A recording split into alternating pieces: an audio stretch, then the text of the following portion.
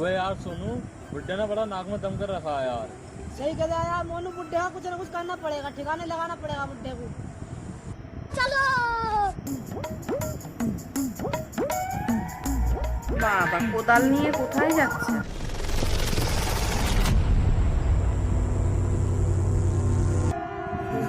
তো ভূত।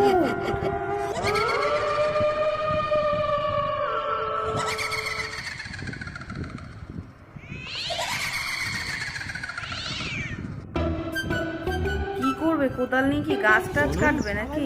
आज बुड्ढे का कान तमाम कर दिया।